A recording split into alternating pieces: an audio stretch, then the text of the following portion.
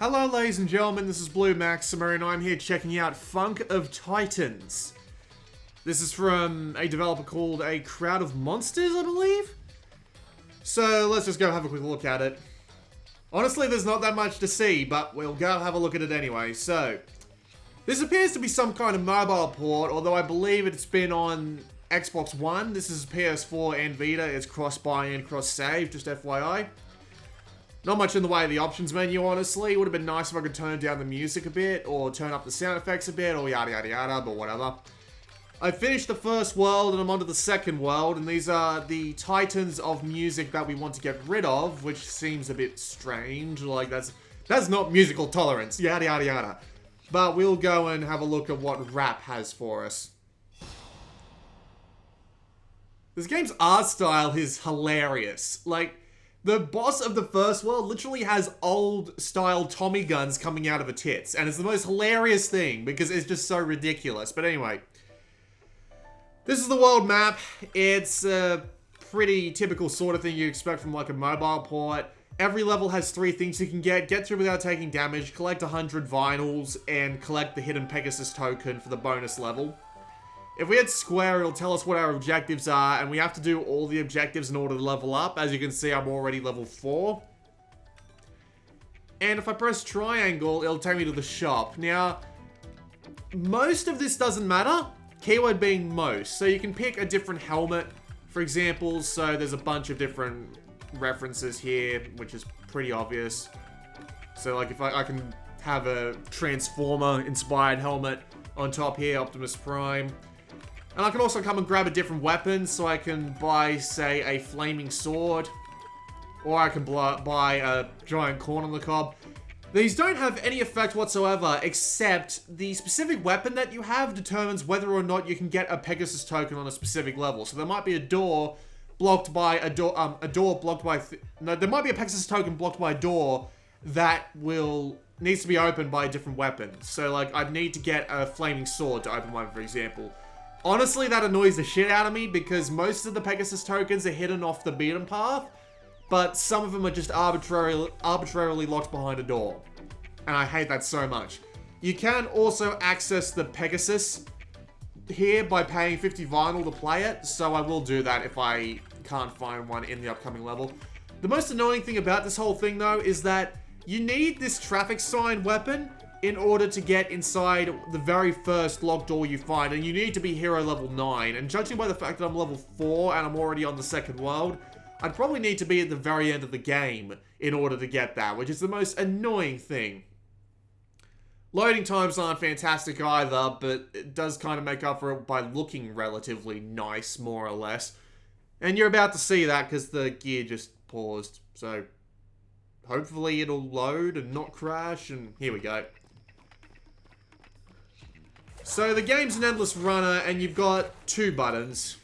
You've got the square button to attack and the X button to jump. And you have to try and avoid as many obstacles as possible. You have 2 hit points.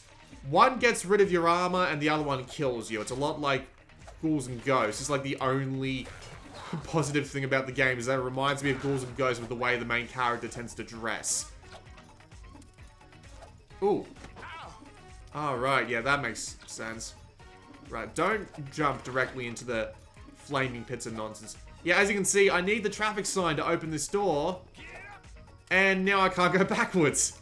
Because I can't wall jump off this wall here. Because the game's an endless runner and you can't swap direction. So I have to restart the stage. Fuck that. Fuck that so hard. But anyway, away we go again. So yeah, the main idea of the game is mainly just pressing the 2 buttons. You can literally play this game one-handed if you feel like it. It's that simple. It's not particularly easy. I mean, to get all the vinyls in a level and to get the Pegasus is relatively difficult. I mean, you're not going to find the Pegasus on some levels on your first try through, although the way to them is often generally obvious. You're not going to get it every single time, right? But generally, the game is very simple and not particularly noteworthy in any sense. It's a runner. Like, most runners are like this. It doesn't even have that many interesting moves. Just because you can only jump and you can only hit things. Which is a shame because it actually looks really good. Like, all things considered, this style is actually really nice to look at. Just the effects are nice, and the overall styling of everything is pretty cool, and the music in the background, while not exactly noteworthy, at least fits the game alright. It's pretty neat. I would have liked to have seen a game with this sort of style like Guacamelee, for example. Like, it reminds me a lot of that. Very heavily stylized in that sense, but it just, it's a runner. It's a runner. It's a shame. You could have, if you put a little more effort into it and turned this into something else, it would have actually been pretty damn impressive. But for some reason, they chose to make it a runner. And runners just aren't that interesting. I've only been playing for about an hour and I'm already bored silly. They introduced a couple of things here and there, but it's just, I don't understand why with such an interesting graphical style, they made it a runner. Then I remember that they want to try and get mobile dollars, and mobile dollars are led pretty heavily, by games like, actually, I don't know that many mobile endless runners or just runners, but, I mean, still, they want to try and follow the money, so they try and clone whatever's popular. Which is a real shame, because with a graphical style like this, they really could have done something interesting with it, but they just chose not to. Playing the game itself isn't really particularly interesting, mainly because the attack animation is really canned, so it doesn't feel that satisfying to do. And it's an endless runner, so when you're dealing with an endless runner, or just a run, I keep calling it an endless runner when it's really not an endless runner, but a lot of games are like endless runners, you know? Well, these games resemble endless runners, they're just not endless. There probably is an endless mode in here somewhere. I haven't seen an endless mode yet, but there might be one in here. It is basically just the same thing over and over, and again, with the game's theme being as interesting as it is, damn it. With this game's theme being as interesting as it is, it's really disappointing.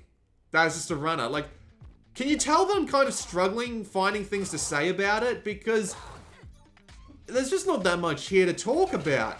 I mean, alright, there's one other thing I could talk about, but I actually wanted to show that off, and that's the boss fights. But the boss fights are even less interesting than the main game, because they're literally just QuickTime events. The whole thing is just like 3 sets of QuickTime events, and then you win.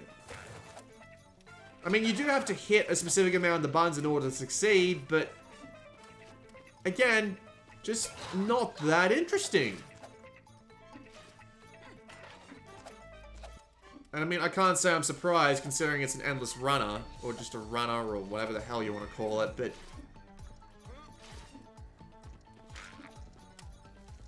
it's a shame. They had a really good idea here that they just kind of squandered by making it a runner. Like a 2D beat 'em up based on this sort of concept would have been kind of neat. What else could they have done with it? Crash Bandicoot. Basically could have done another Crash Bandicoot with this idea. It wouldn't have been great, but I mean, better than this. Now I can show you what the Pegasus level is like, and then I'll go and do one of the boss fights if I haven't gone to one.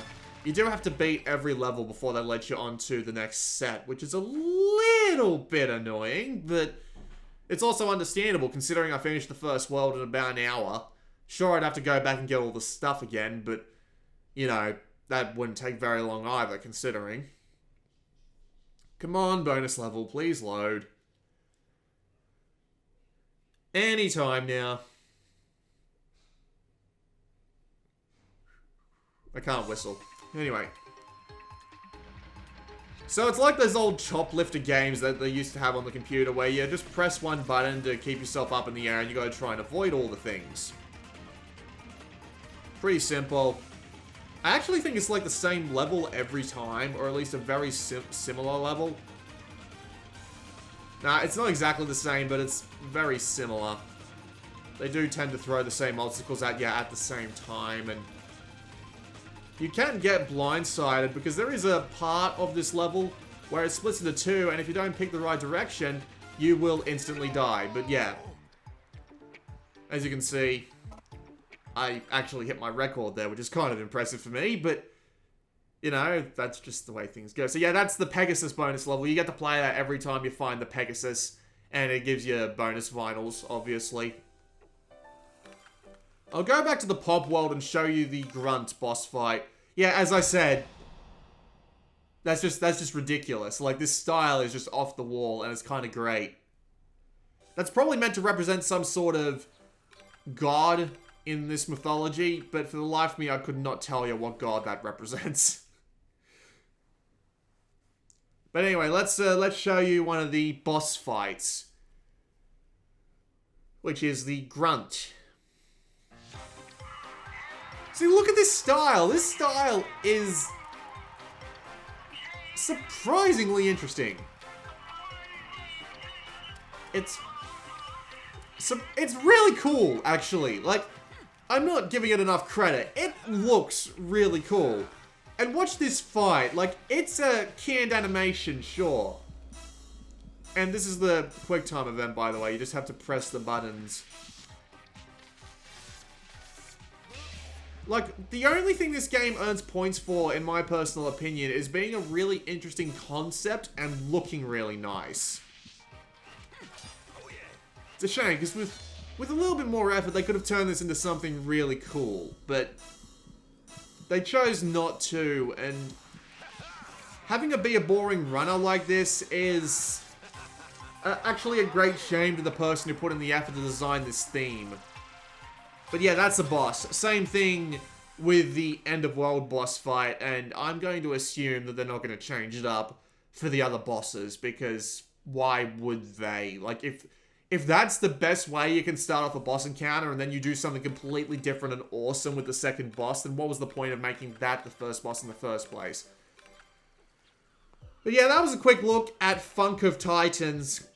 A really cool theme held back by the fact that it's a boring runner game. I think it's $6.99. It's over $5 one way or another, and it's not really worth that. It's honestly not. It's definitely not worth that. I can't imagine people playing this on PS4 and being even remotely satisfied with it. Have you seen how many games come out for the PS4 every bloody week? There's like 12 listed on the store every week, and it's just... that store is getting clogged so hard and fast, it's not funny. Anyway, this has been Blue Maxima, and I'll see you all next time.